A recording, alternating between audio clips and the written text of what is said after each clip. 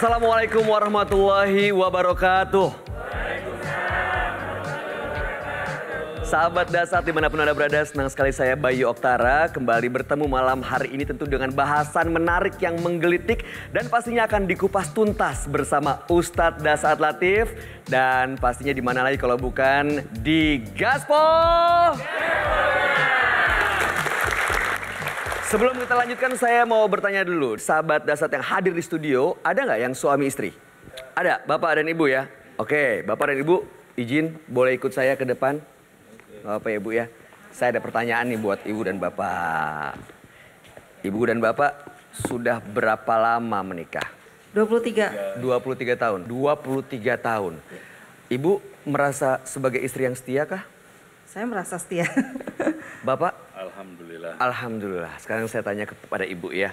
Coba buktikan dalam 3 kata yang menyatakan bahwa Ibu setia kepada Bapak. 1. Setia. Iya, apa buktinya kalau Ibu setia? Manut. Manut. Oke, kedua. Mau diajak susah. Oke, mau Bu? Sebenarnya sih enggak juga sih. Gimana? Yang ketiga? Bawel. Maksudnya? Karena bawel itu kan nanti kita setia gitu maksudnya. Bawelnya gimana tuh Bu? Ya maksudnya suka nginget-ngingetin yang kalau lagi melenceng-melenceng gitu Oh kan. gitu, perhatian gitu ya.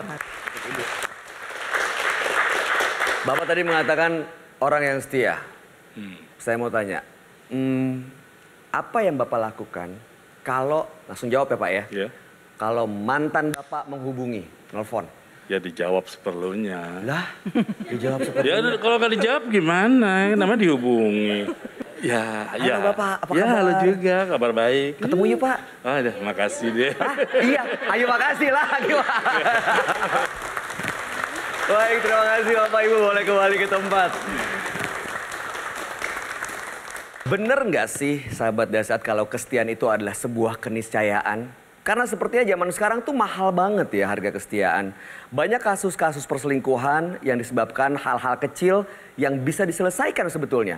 Tapi kalau sudah setan berbisik, nah bahaya. Makanya tema hari ini yang akan kita bahas adalah setia tak berkarat. Sebelum kita lanjutkan, kita akan memberikan kesempatan buat sahabat Dasat ikutan polling. Kita pengen tahu nih jawaban sahabat Dasat apa. Link yang tadi sudah dibagikan, silahkan dipilih. Ada 3 pilihan A, B, atau C. Kira-kira apa sih yang bikin orang untuk susah sekali setia? Silakan. Apa yang bikin orang jadi susah setia? Apakah A, pernah dihianati dan ingin balas dendam? Ataukah B, nafsu yang tak terkendali? Atau C, godaan materi atau materialistis?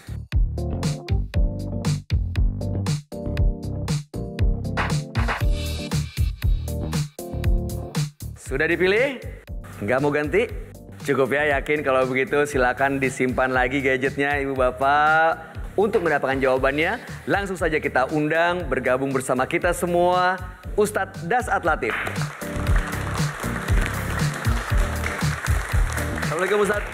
Waalaikumsalam warahmatullahi wabarakatuh. Gimana kabar Mas Bayu? Alhamdulillah sehat Pak Ustadz. Pak Ustadz gimana, sehat? Sehat, alhamdulillah. Masya Allah. Pak Ustadz, malam hari ini kita lagi ngobrolin soal kesetiaan nih. Tapi banyak juga orang yang mengartikan setia sendiri itu beda-beda.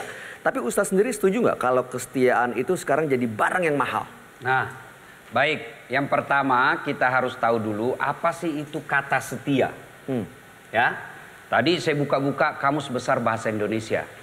Setia adalah teguh pendirian, kuat kepada komitmen, dan melaksanakan janji.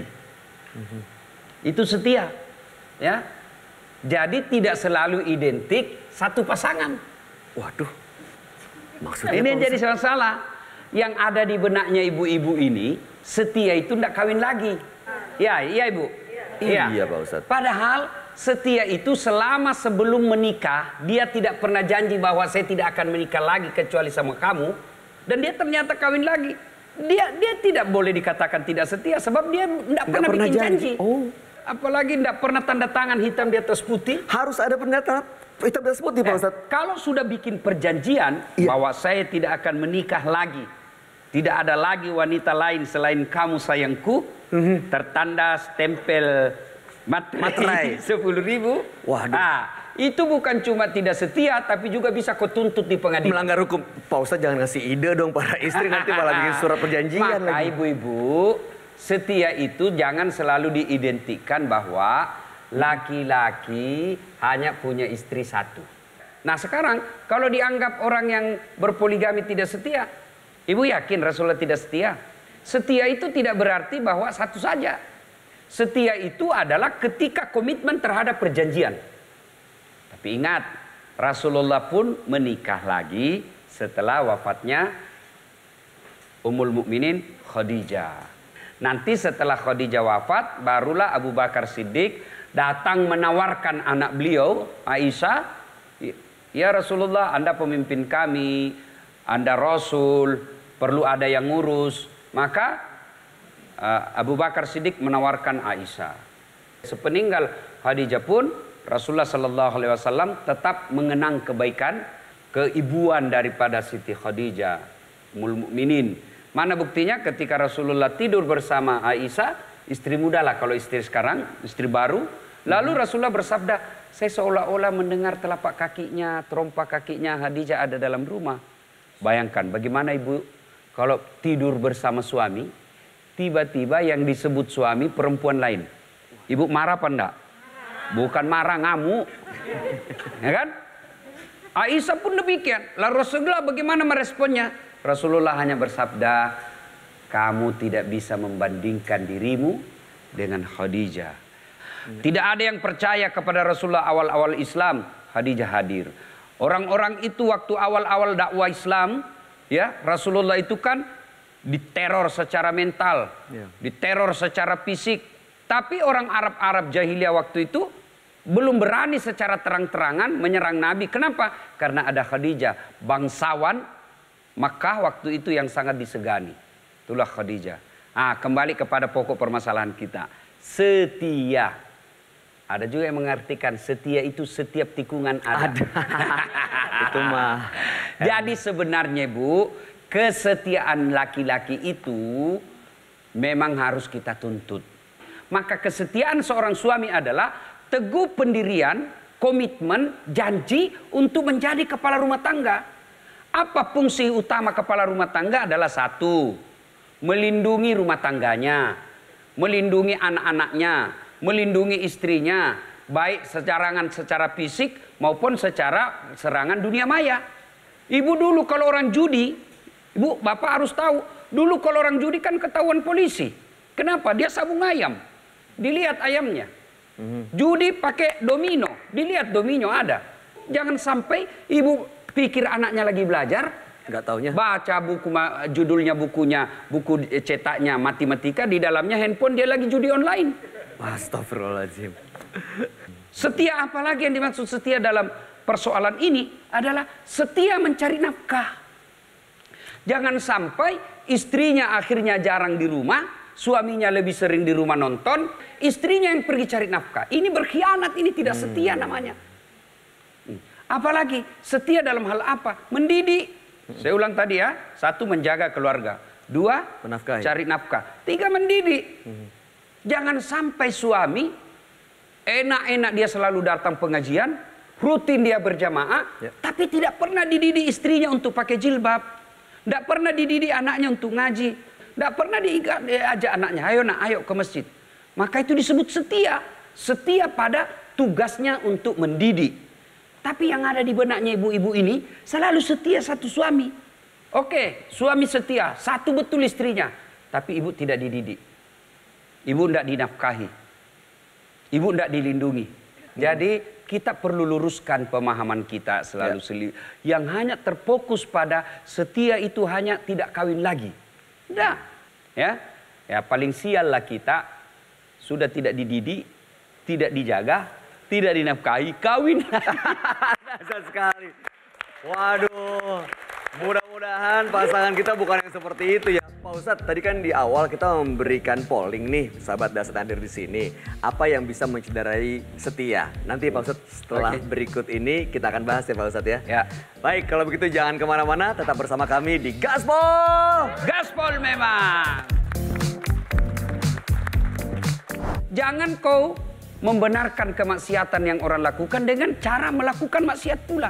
Berikut ini ada satu narasumber Pak Ustadz. Ya. Yang kita nggak bisa menghadirkan beliau karena ingin identitasnya disembunyikan. Boleh banyak perempuan di luar, tapi percayalah hanya engkau yang ada dalam hatiku.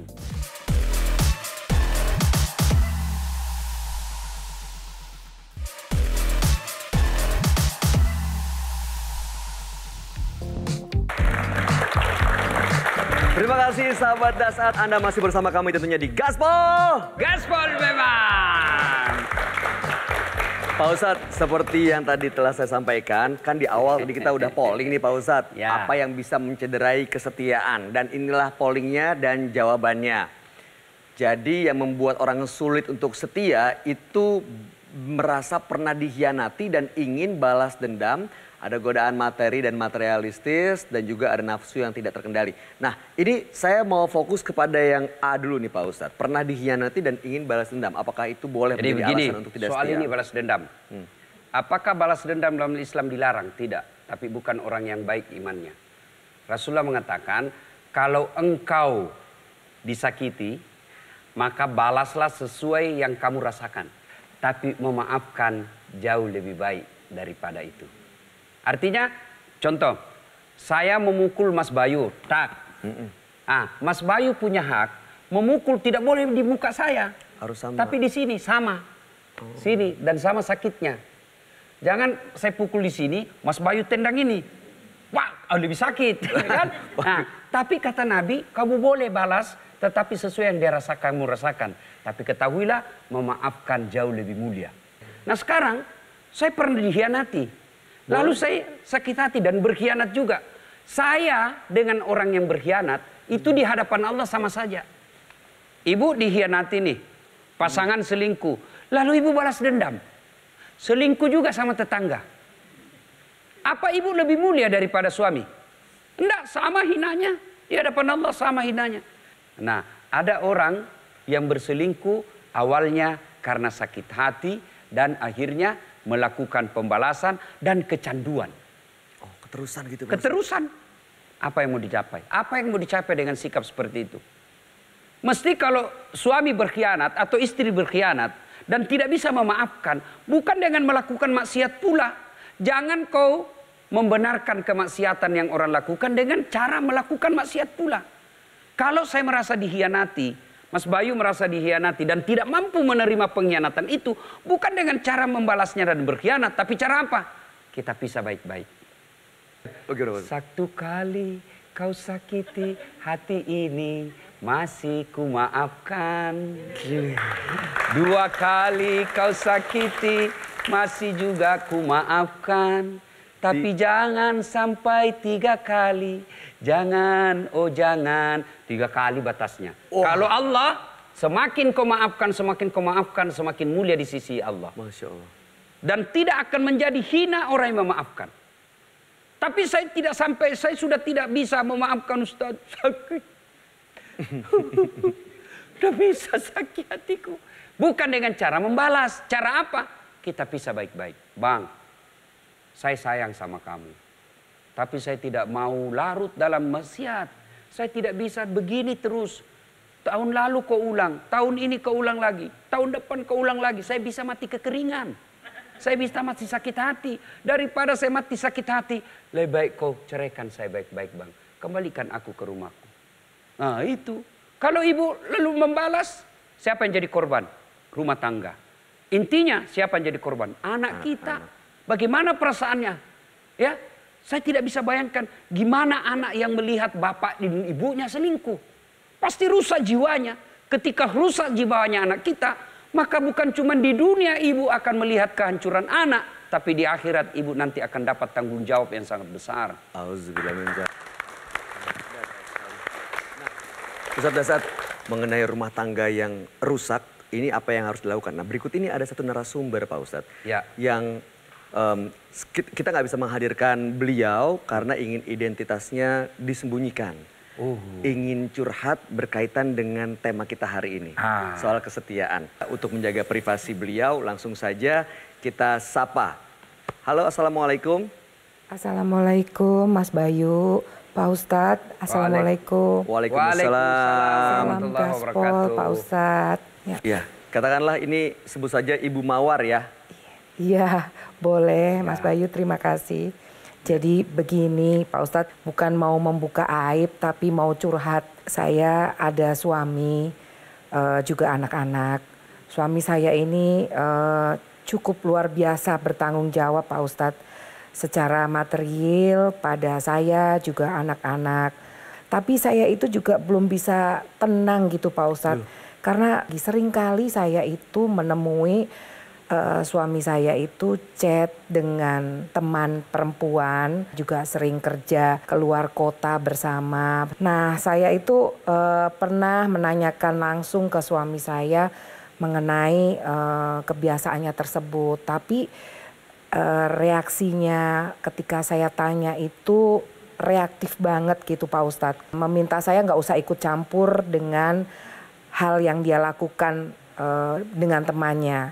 Dia merasa bahwa itu hak dia bekerja dan harus berhubungan dengan banyak orang, termasuk juga dengan teman perempuannya tersebut Pak Ustadz. Kesabaran saya itu seperti dipermainkan gitu Pak Ustadz di depan mata semacam Maaf Ibu, itu. maaf saya potong dikit Iya. ya Bu ya. Iya. Apakah yang membuat Ibu itu merasa tidak nyaman karena suami sudah cenderung melakukan pengkhianatan dalam arti mesum? Saya belum menemui secara langsung karena saya memang berkomitmen tidak mencari-cari. Saya tidak mencari-cari. Saya sudah paham. Iya. Semua perempuan akan mengalami hal yang sama perasaannya Ibu. Tetapi jangan lupa ada makhluk Allah yang selalu mengganggu rumah tangga kita. Yaitu syaitan. Syaitan bisa masuk ke dalam rumah tangga kita dengan menimbulkan sakwa sangka. Curiga yang berlebihan. Waspada boleh Bu, curiga boleh. Tapi jangan menjadi curiga yang berujung kepada sangka buruk. Ya, kalau misalnya suami chatting dengan perempuan, ternyata konten atau isi chattingannya itu berkaitan hanya dengan pekerjaan, kalau ibu juga masih cemburu, itu yang disebut cemburu buta.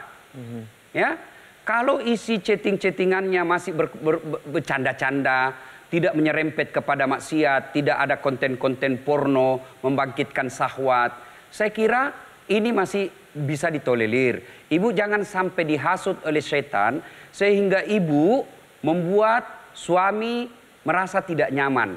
Ketika suami sudah merasa tidak nyaman di rumah, akhirnya suami selalu bohong. Bohong itu sudah mulai dosa. Kemudian lama-lama terbiasa bohong, akhirnya tidak betah di rumah. Tidak betah di rumah, setan masuk lagi. Akhirnya apa? Malah ketemu dengan perempuan itu. Ketemu dengan perempuan itu, setan masuk lagi. Akhirnya apa? Terjadi perzinahan. Nah, poin kedua, soal ibu curiga dia selalu ketemu di luar pekerjaan. Ya, apa boleh buat? Suami bekerja untuk memenuhi kebutuhan dan sering keluar daerah. Mungkin kewajiban kantor yang membuat sama pekerjaannya. Maka kalau ibu sayang kepada suami, ikut sama suami. Dampingi gitu. Dampingi.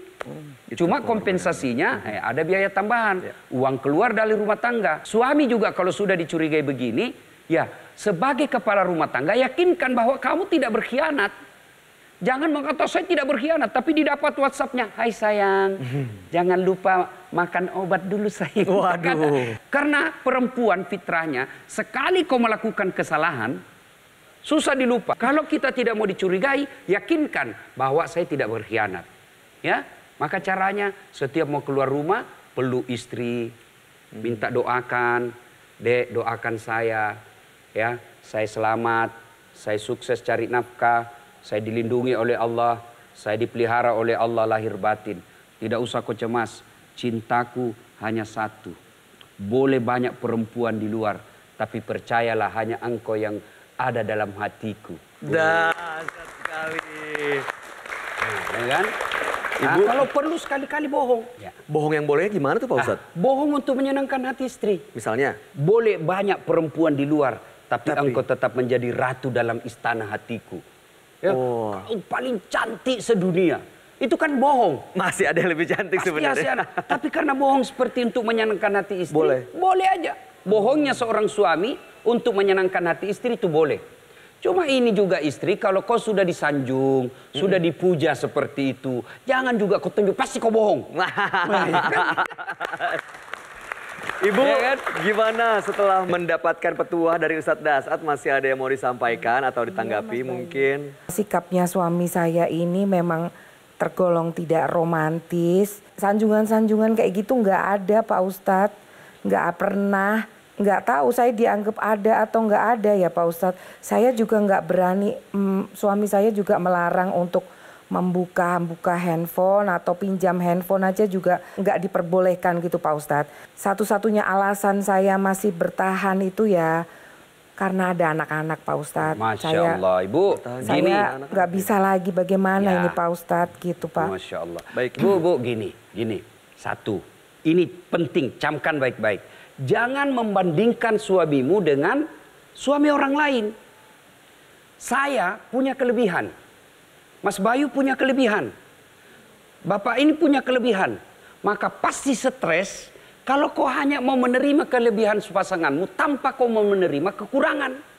Tidak mungkin. Ada orang suami tidak romantis mulutnya. Tapi dia apa? Punya tanggung jawab materi. Semua kebutuhan istrinya terpenuhi. Ada juga orang romantis bibirnya. Sayang aja, sedikit ketemu lagi sayangku. Aku tidak bisa hidup tanpa kau di sampingku. Tapi kebutuhan dapur tidak terpenuhi. Maka kalau mau bahagia, lihat sisi baiknya suami. Jangan selalu sisi negatif. Ketika Anda selalu lihat sisi negatif dan sangka buruk, yakin hati dan pikiranmu lagi dikuasai oleh setan. Dan percaya setiap pasangan pasti punya kelebihan pun juga pasti punya kekurangan. Ya, maka yang baik terima kekurangannya, syukuri kelebihannya, lalu mengadu kepada Allah. Ya Allah, suami saya kasar ngomong ya Allah. Sudah kuberitahu, sudah kasih, tapi tidak bisa ya Allah. Bimbing tuntun suami saya Allah. Jangan bosan untuk berdoa. Allahu Akbar. Kalau suami kasar, lalu ibu berdoa terus, ibu berdoa. Apa ndak untung ibu?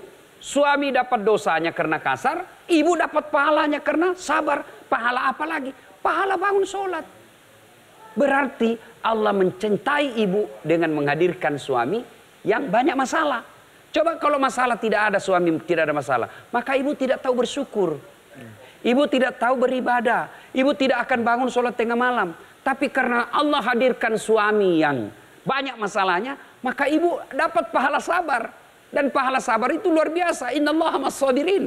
Allah bersama orang yang sabar. Yang kedua, karena suami punya masalah, lalu ibu selalu tiap malam bangun sholat tahajud. Bukankah dengan sholat tahajud itu ibu menjadi mulia?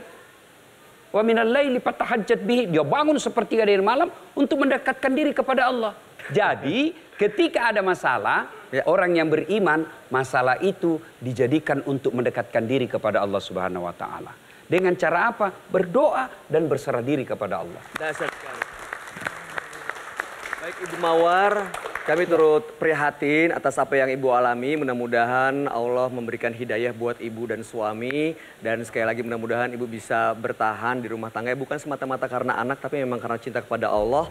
Dan juga rumah tangga Ibu bisa kembali seperti sebelumnya. Sakinah Terima kasih Mas Bayu, terima kasih Pak Ustadz. Ibu Mawar sudah berbagi cerita. Jangan kemana-mana, sesaat lagi kami akan buka sesi pertanyaan untuk itu tetap di sini di Gaspol. Gaspol memang.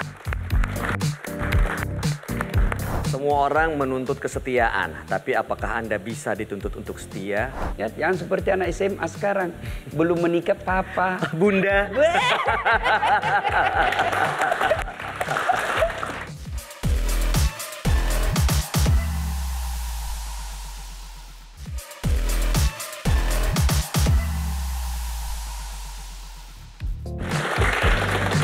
Sahabat Dasar, terima kasih Anda masih bersama kami tentunya di Gaspol. Gaspol memang. Tema kita hari ini adalah mengenai setia tak berkarat. Semua orang menuntut kesetiaan, tapi apakah Anda bisa dituntut untuk setia? Nah, kan itu pertanyaannya. Setia itu tadi udah jelasin tuh sama Ustadz apa sih artinya. Nah, tapi sekarang kita akan memberikan kesempatan buat sahabat Dasar. Jadi Pak Ustadz, beberapa waktu yang lalu ada yang DM saya di Instagram, kasih pertanyaan. Lalu kemudian kita bertukar nomor, beliau WhatsApp saya dan saya undang untuk bisa langsung nelpon dan bertanya langsung ke Ustadz.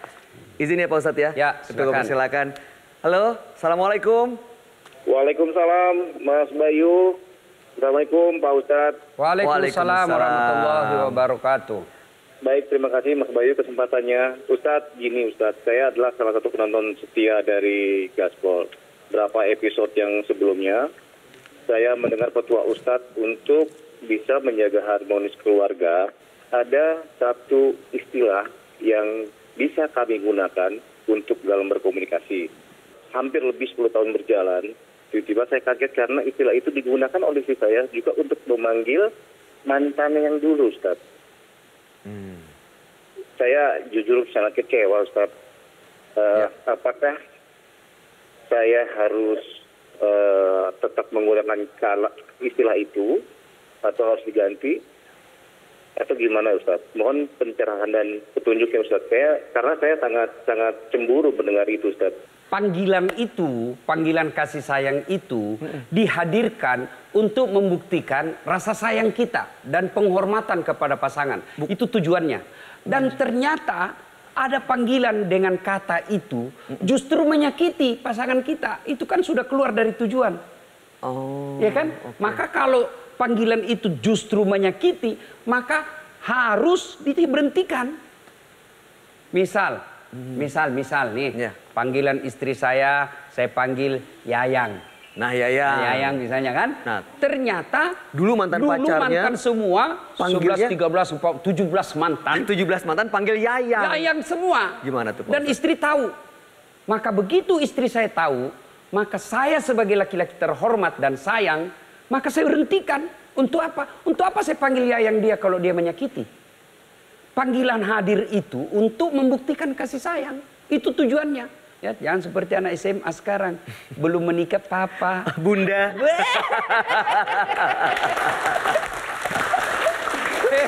Jadi kalau panggilan kesayangan itu ternyata menyakiti keluar dari tujuan ya. Berhenti Pak Ustadz. Berhenti. Ya. Okay. Panggillah dengan pola panggilan yang lain ya. Saudara, Bapak saya lupa namanya tadi, percayalah bahwa ketika rumah tangga Anda bahagia, setan pasti kepanasan. Ketika rumah tangga kalian tentram, bahagia, itu setan pasti berupaya gagalkan dengan segala macam cara. Kenapa? Karena kalau Anda bahagia dalam rumah tangga, ibadah lancar, cari nafkah tenang. Tapi kalau rumah tangga gaduh, rumah tangga selalu ribut, itu setan tepuk tangan. Termasuk mengacaukan rumah tangga itu dengan menimbulkan pertengkaran-pertengkaran, akhirnya curhat. Curhat kepada teman SMA dulu. Mantan. Setan tambah panas itu. Ketemu. Nah. Sudah ketemu, pegang tangannya. Waduh. Akhirnya apa? Gara-gara tadi sakwa sangka, tidak bisa tenang di rumah, terlalu ada pertengkaran, dilanjut curhat dilanjut ketemu itulah akhirnya yang membuat perzinahan. Setan tepuk tangan. Ketahuan perzinahan, maka makin membara kita punya rumah tangga. Akhirnya apa? Minta perceraian, anak jadi korban. Ya, maka ketika sudah ada duri-duri dalam rumah tangga yang membuat tujuan pernikahan tidak tercapai, maka segera bermusyawarah. Ibu-ibu utarakan apa yang ada di hati. Bapak sampaikan juga. Kalau perlu ada penengah, ada ulama yang kita undang, orang yang dituakan, orang yang didengarkan petua-petuanya. Nah, sudah itu, kalau bersepakat untuk memulai yang baru, jangan lagi diulang. Ya, kita sudah, kita semua punya salah, kita tutup semua lembaran-lembaran yang lama. Jangan perlu lagi diungkit. Sekarang kita start dari nol. Dahsyat sekali. Nah, kalau udah start dari nol berarti juga jangan diungkit-ungkit gitu ya. Karena ada istilah kan forgive but not forgotten. Bisa dimaafkan tapi nggak bisa dilupain. Dan hebatnya, Allah tidak membebani kita dosa yang bukan kita lakukan. Artinya apa? Saya bilang sama istri saya. Nah, ini sumber pertengkaran juga dalam rumah tangga itu kan handphone. Ini ibu-ibu, nah dia mau periksa semua handphone suaminya. Namanya handphone, telepon genggam. Siapa yang punya yang genggam? Setelah ibu tahu kalau periksa handphone, ibu tahu ada sesuatu yang tidak nyaman dibaca, ibu mau apa? Atau bapak mau apa? Sudah tahu, bapak mau apa? Nah, Akhirnya kepikir terus tuh. Mau diceraikan. Ada anak. Coba kalau ibu tidak tahu. Kan tidak gundah gulana. Tidak kalau kita punya pikiran. Dan hebatnya saya katakan tadi. Siapa yang berbuat dosa. Dia yang tanggung dosanya. Siapa yang berbuat jahat. Dia yang tanggung dosanya. Siapa yang berbuat kebaikan. Dia yang dapat pahalanya. Jadi gitu aja. Dan hebatnya ibu-ibu. Karena kalau ibu berdosa. Suami ikut tanggung jawab. Itu yang disebut kepala rumah tangga. Sementara kalau suaminya berdosa, ibu tidak tanggung dosa suami. Itulah hebatnya. Oke, baik. Terima kasih Mas tadi yang sudah langsung tersambung lewat telepon. Dan sekarang buat sahabat dasar yang hadir di studio, silakan yang mau bertanya boleh angkat tangannya. Yang di depan boleh pinjam teman-teman FD mikrofonnya. Sebutkan nama dan pertanyaannya. Assalamualaikum warahmatullahi wabarakatuh. Waalaikumsalam warahmatullahi wabarakatuh. Jikalau suami kita selingkuh, apa betul kita harus baik-baikin dia? Atau sebaliknya kita racunin aja biar cepat metong Pak Ustadz? Astagfirullahaladzim. Ya.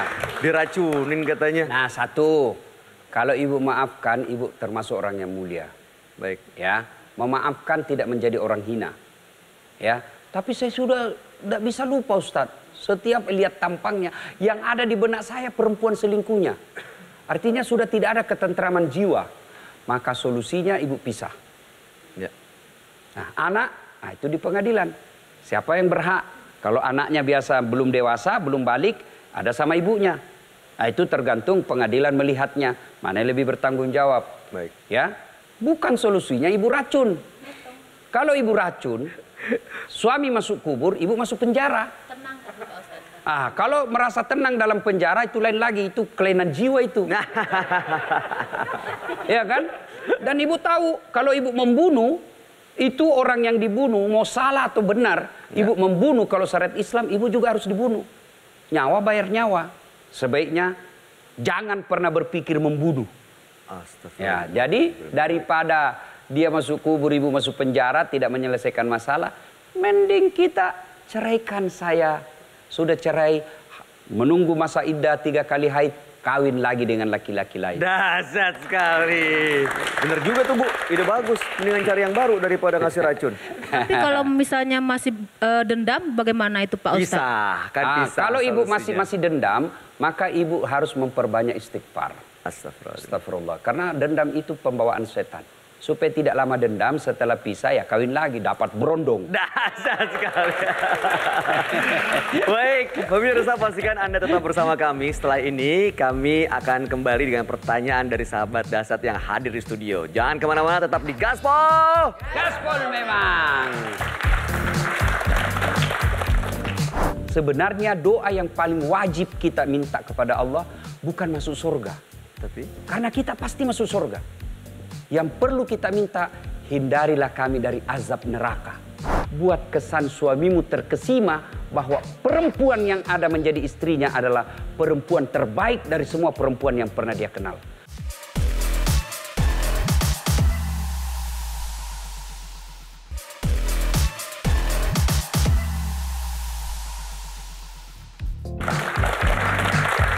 sahabat Dasat, Anda masih bersama kami tentunya di Gaspol. Gaspol memang.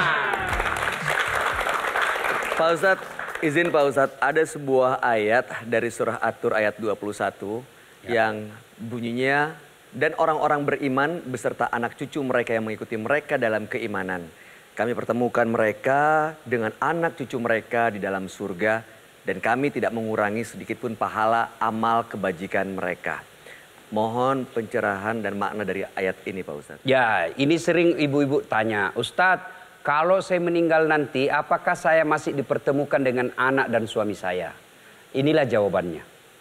Dengan catatan keluarga tersebut masing-masing beriman kepada Allah. Maka meskipun banyak pahalanya, dia tidak akan ketemu. Ya, karena password untuk masuk ke dalam surga itu adalah 2 kalimat syahadat. Itu keyakinan kita. Tapi tidak berarti bahwa ibu bapak boleh berhak menghina agama orang lain. Tidak. Ini soal intern dalam agama kita, keyakinan kita bahwa kata Nabi, siapa yang mengucapkan 2 kalimat syahadat, la ilaha illallah Muhammad Rasulullah, dan dia yakin sampai mati akan kalimat itu, dia pasti masuk surga. Tapi gimana kalau seagama, tapi suaminya baik agamanya, Istrinya jelek agamanya, suaminya bagus agamanya, istrinya jahat. Dia masuk surga juga, ketemu juga dengan anak cucunya nanti dengan catatan setelah dibersihkan dosa-dosanya. Di mana dibersihkan adalah di api neraka. Membersihkannya bukan pakai air tapi api neraka. Ya, ibaratnya contoh sederhana. Ini ada ruang nih, ruang kamar A misalnya. Nah, kita akan dari sana jalan, semua akan ke kamar A.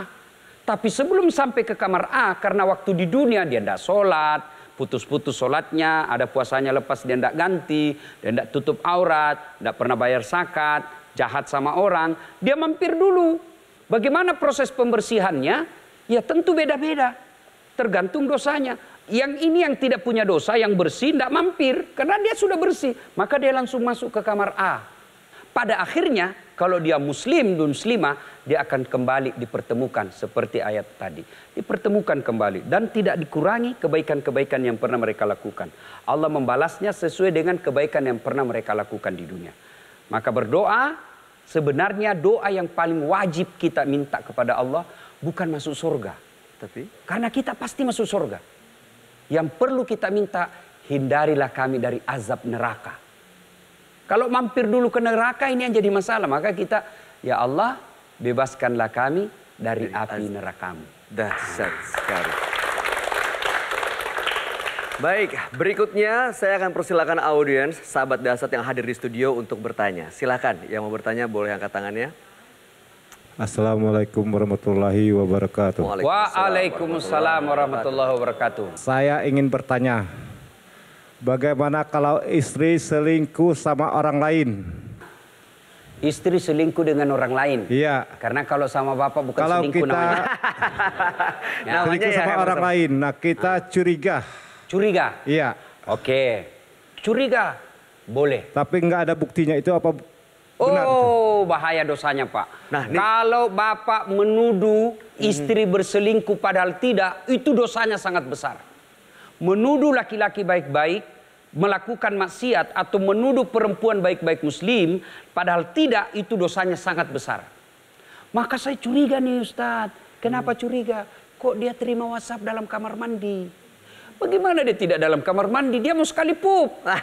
Jadi dibawalah masuk ke dalam Pak. Ya kan? Nah, boleh curiga. Tapi tidak serta-merta kita menuduhnya. Maka kalau curiga pakai akal sehat. Pakai akal sehat dengan cara apa? Investigasi. Tapi tidak berarti curiga itu Bapak harus langsung, pasti kau selingkuh. Nah, selama tidak tertangkap basah. Selama Bapak tidak bisa membuktikan, bisa jadi itu sakwa sangka, perasaan Bapak yang cinta berlebihan akhirnya menjadi psikopat, posesif. Itu. Posesif. Polela. Polela lain lagi. Ya. Jadi curiga boleh ya Pak Ustadz? Boleh, tapi curiga. untuk klarifikasi. Klarifikasi. Jangan sampai hanya karena bisikan setan. Karena setan kan selalu membisiki kita. Kalau dia terbukti, maafkan. 1 kali, maafkan lagi. 2 kali, maafkan lagi. Sampai Bapak capek untuk memaafkan dia. Ya? Nah, kalau saya tidak bisa maafkan, bukan dengan menyakiti fisiknya. Bukan dengan mempermalukannya. Tapi apa? Menurut petunjuk Quran, cerailah kalian baik-baik. Pisahlah kalian baik-baik. Jangan saling mengungkit keburukannya. Sudah. Dasar sekali. Baik, Pak Ustadz tadi telah menyampaikan bagaimana arti setia sebenarnya, lalu kemudian bagaimana kita harus menjaga kesetiaan, jangan sampai cederai kesetiaan karena ingin balas dendam, dan kesetiaan itu sebaiknya harus benar-benar dijaga. Nah, untuk menutup pembahasan kita hari ini, setia tak berkarat, mohon petuah buat kita semua. Saudaraku, agar setia ini tidak berkarat, maka harus tahu ilmu kesetiaan. Bagaimana supaya pasangan setia, jangan sakiti dia. Bagaimana agar pasangan kita setia, buat dia jatuh cinta selama-lamanya. Kalian kalau cinta karena fisik, pasti pudar. Saya memilih istri karena dia cantik, cintaku pasti pudar. Kenapa? Ketika usianya sudah nenek-nenek, pasti tidak cantik. Tapi ketika cinta saya karena Allah, maka bukan karena saya ingin menyenangkan perasaan pasangan saya, tapi saya ingin mengabdikan diri saya kepada Allah, maka saya akan lakukan yang terbaik bukan karena pandangan pasangan saya, tapi saya mencari ridha dari Allah. Kalau ridha dari Allah yang saya cari, maka tentu saya akan melakukan dengan sebaik-baiknya. Ibu-ibu, hadirlah di hati suamimu. Bagaimana supaya hadir di hati suami? Bukan dengan selalu periksa HP-nya, bukan selalu menelponnya setiap saat, tapi apa? Buat kesan suamimu terkesima bahwa perempuan yang ada menjadi istrinya adalah perempuan terbaik dari semua perempuan yang pernah dia kenal. Sehingga siapapun yang menggodanya, dia tidak akan tergoda. Kenapa? Dia selalu yakin ada perempuan spesial yang ada di rumahku. Tapi kalau ibu terbatas ekonominya, wajah juga tidak seperti artis, tapi akhlaknya baik. Akhlak itu yang akan menutupi kekurangan fisik seorang istri, sehingga suami selalu merasa bertanggung jawab untuk merawat kesetiaannya hingga tak berkarat. Dahsyat sekali. Baik sahabat Dasat, semoga apa yang disampaikan Ustadz Dasat Latif ini bisa memberikan petunjuk buat kita semua agar senantiasa menjaga kesetiaan, setia memegang janji. Karena saat kita mampu memegang janji, maka itulah kemuliaan dari Allah Subhanahu wa Ta'ala. Insya Allah mudah-mudahan rumah tangga kita diberkahi dengan kebahagiaan. Terima kasih Ustadz Dasat Latif atas petua-petuanya. Terima kasih juga sahabat Dasat yang hadir di studio. Akhir kata, saya Bayu Oktara dan seluruh kru yang bertugas mohon pamit.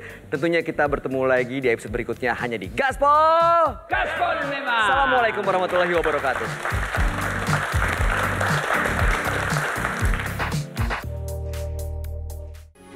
Metro TV